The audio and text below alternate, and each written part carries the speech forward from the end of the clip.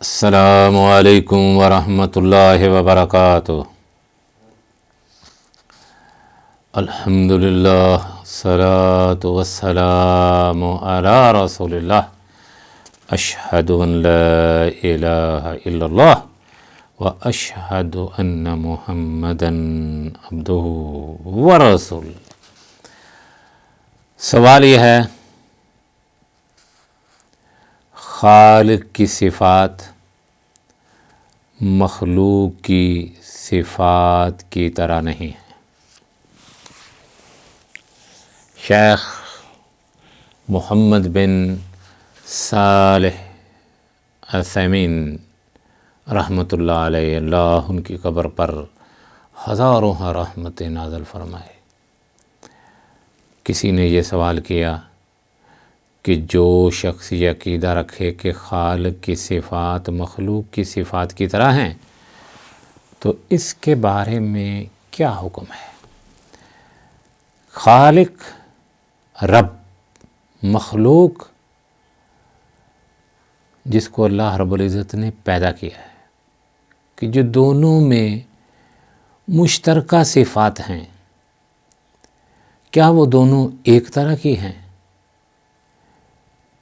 جو شخص یہ عقیدہ رکھے خالق کی صفات مخلوق کی صفات کی طرح ہیں تو اس کے بارے میں، یعنی ایسے عقیدے کے بارے میں شیخ شریعت کیا کہتی ہے؟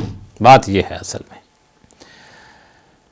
شیخ جواب دیتے ہیں کہ جو شخص یہ عقیدہ رکھے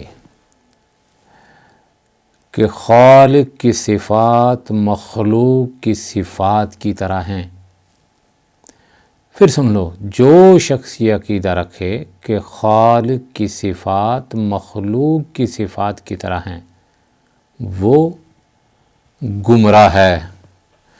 شیخ نے بغیر کسی تمہید کے، وہ شخص گمراہ ہے، کیونکہ قرآن مجید کی نص سے ثابت ہے کہ خالق کی صفات مخلوق کی صفات جیسی نہیں ہیں۔ ارشاد باری تعالی ہے، لیس کمثلہ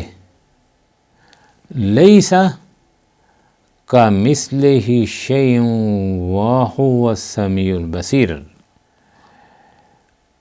اس جیسی کوئی چیز نہیں، وہ خوب سننے والا اور خوب دیکھنے والا ہے۔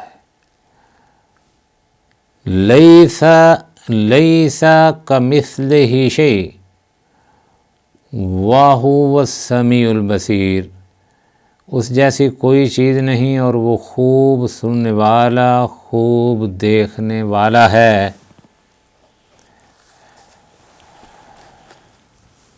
اس کے بعد اللہ رب العزت نے اس آیت کو نازل فرما کے جدال ختم کر دیا، اور اسم اور صفت میں دو چیزوں کی مماثلت سے یہ لازم نہیں آتا کہ وہ دونوں حقیقت میں بھی ایک جیسی ہوں۔ آگے وضاحت کرتے ہیں، اور یہ ایک معلوم و معروف قاعدہ ہے۔ کیا آدمی اور اونٹ دونوں کا چہرہ نہیں ہے؟ دونوں چہرے نام میں متفق ہیں۔ اونٹ کا بھی ہم کہیں گے چہرہ، آدمی کا بھی چہرہ، لیکن حقیقت میں متفق نہیں ہے۔ اسی طرح اونٹ کا بھی ہاتھ ہے اور چیونٹی کا بھی۔ تو سوال یہ ہے، کیا یہ دونوں ہاتھ ایک جیسے ہیں؟ جواب یہ ہے کہ نہیں، ہرگز نہیں۔ اونٹ کا ہاتھ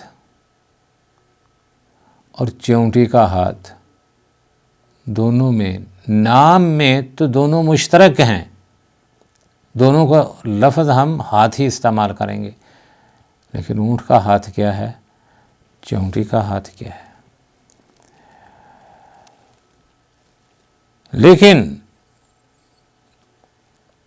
آپ یہ کیوں نہیں کہتے اللہ عز و جل کی ذات گرامی کا چہرہ ہے لیکن وہ مخلوق کے چہرے کی طرح نہیں ہے؟ اللہ تعالیٰ کی ذات پاک کا ہاتھ ہے لیکن وہ مخلوق کے ہاتھ کی طرح نہیں ہے۔ ارشاد باری تعالیٰ ہے وَمَا قَدَرُ اللَّهَ حَقَّ قَدْرِهِ وَالْأَرْضُ جَمِيعًا قَبْضَتُهُ يَوْمَ الْقِيَامَةِ وَالسَّمَاوَاتُ مَطْوِيَّاتٌ بِيَمِينِهِ، اور انہوں نے اللہ کی قدر شناسی اس طرح نہیں کی جیسا کرنی چاہیے تھی، اور قیامت کے دن تمام زمینیں اس کی مٹھی میں ہوں گی۔ اس آیت میں اللہ رب العزت نے ایک شکوہ کیا اپنے بندوں کا کہ اللہ رب العزت جو ہر چیز پر قادر ہے وَهُوَ عَلَىٰ كُلِّ شَيْءٍ قَدِيرٌ، ہر چیز سے اس کے خزانے بھرے پڑے ہیں، اور کسی کو دیتا چلا جائے اس کو کوئی پوچھنے والا نہیں، کسی کو معاف کرتا چلا جائے اس کو کوئی پوچھنے والا نہیں، اور جس کو جو چاہے دے کوئی اس سے سوال جواب نہیں کر سکتا۔ لیکن اس کے باوجود بھی ہم نے اسے اپنے تعلق کو توڑ لیا ہے۔ ہم نے اس کے علاوہ کتنے وہ معبود بنا لیے جن سے ہم مانگتے ہیں، جن کی طرف ہم رجوع کرتے ہیں، جن کے سامنے ہم ہاتھ جوڑتے ہیں۔ کوئی چھوڑا ہے ہم نے، کوئی شرم ہوتی، کوئی حیا ہوتی ہے۔ وہ کہتے ہیں کہ کسی کے سامنے تندرستی کی بھیک مانگ رہے ہیں، کسی سے رزق کی مانگ رہے ہیں، کسی سے اولاد کی مانگ رہے ہیں، اس کے خزانوں میں کسی چیز کی کمی ہے، یا اس نے ہمارے سامنے یہ انکار کر دیا ہے کہ یہ چیزیں مجھ سے ختم ہو گئی ہیں، اور میرے بندے کے پاس چلے جاؤ، کسی شجر و حجر کے پاس چلے جاؤ، اس سے مانگ لو، یا میں تمہیں ڈائریکٹ نہیں سن رہا، ان کے واسطے سے میرے پاس آؤ۔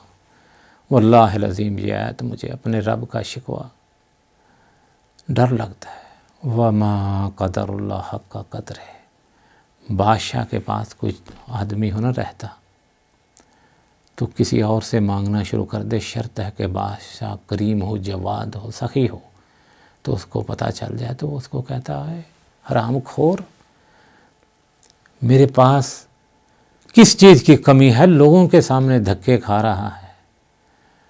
بڑے کسی باپ کا بیٹا کوئی اور حرکت کرے، چوری کر لے، تو باپ اس کو کہتا ہے کس چیز کی کمی تھی میرے پاس، کس چیز سے میں نے ہاتھ روکا تھا تجھ سے، کیوں گیا تو چوری کیوں کی، تیری چمڑی اتار دوں گا۔ اللہ رب العزت فرما رہے ہیں وَمَا قَدَرُ اللَّهَ حَقَّ قَدْرِهِ، تم نے جس طرح اپنے مالک کا حق ادا کرنا تھا، اس کی عظمت کا حق ادا نہیں کیا۔ وہ تمہیں عدم سے وجود میں لایا، نطفے سے مضغے سے علقہ بنایا، دو خوبصورت آنکھیں دیں، سوچنے کے لیے دماغ دیا، سونگھنے کے لیے ناک دیا، چلنے کے لیے ٹانگیں دیں، چھونے کے لیے ہاتھ دیے، خوبصورت تیرا چہرہ بنایا، تیرے بولنے کے لیے زبان دی، طرح طرح کی زبانیں بولتا ہے اور جھکتا دوروں کے سامنے دوسروں سے۔ یہ جتنے ہیں، کوئی گونگا ہو جائے تو اس کو یہ بولنے کی طاقت نہیں، گواہی نہیں دے سکتے، یہ صرف اللہ رب العزت کے ہاتھ میں ہے۔ کوئی فالج ہوئے، شلل ہو جائے، کسی کی ٹانگوں میں جان نہیں ڈال سکتے۔ میں کہتا ہوں سارے جمع ہو جائیں اور وہ ہوں بھی شیخ عبد القادر جیلانی رحمۃ اللہ کے پایا کے ولی، تو بچے تو پیدا کرنے دور کی بات، بچے کے سر پر اربوں بال ہوتے ہیں، کروڑوں بال، ایک بال نہیں بنا سکتے۔ میرا رب شکوہ کر رہا ہے، کوئی شرم کرو، کوئی حیا کرو۔ وما قدر اللہ حق قدرہ، تو کیا مخلوق کے ہاتھ میں سے کوئی ہاتھ اللہ کے اسم 12 ہاتھ کی طرح ہو سکتا؟ ہرگز نہیں، ہرگز نہیں۔ لہذا اس حقیقت کو جاننا واجب ہے کہ خالق مخلوق کی طرح نہیں ہے۔ نہ اپنی ذات میں نہ صفات میں۔ اسی لیے اللہ رب العزت نے یہ فیصلہ کن ایت نازل فرمائی، لیس کمثلہ لیس کمثلہ شیء وہو السمیع البصیر، اس جیسی کوئی چیز نہیں اور وہ خوب سننے والا اور جاننے والا ہے۔